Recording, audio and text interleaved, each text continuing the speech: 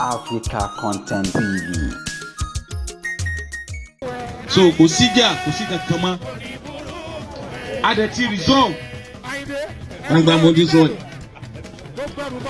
Muslim they know she president national union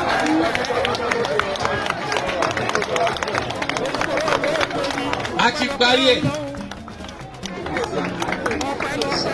Mustafa Adekunle yóò ṣe Lagos State chairman.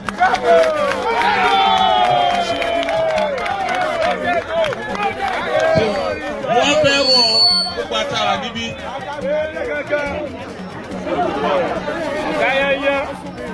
Acting president wà ń bí. Acting general secretary wà ń bí. Bẹ́ẹ̀ ni abẹ́ kọ́. Alhaji Ismaila wà ń bí. Bẹ́ẹ̀ ni abẹ́ kọ́. Àti resolve.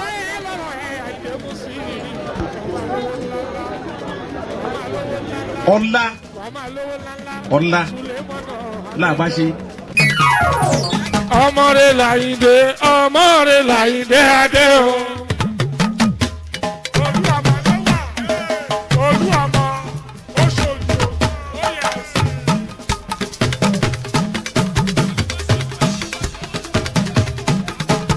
Ókè olórí oko náà dà.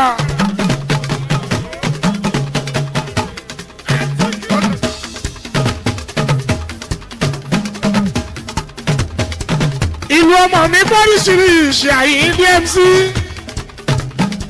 Báṣọ̀run àgbàlagbà òye mi gbogbo torí lọ́wọ́ ẹ̀ ló wà ó Àyìndé ẹ̀dẹ́ ó kú oyè Báṣọ̀run.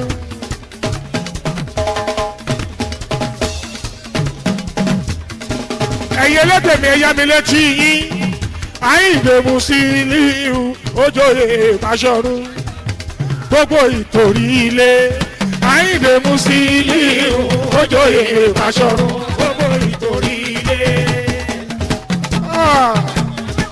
Àyìndé Musiliu.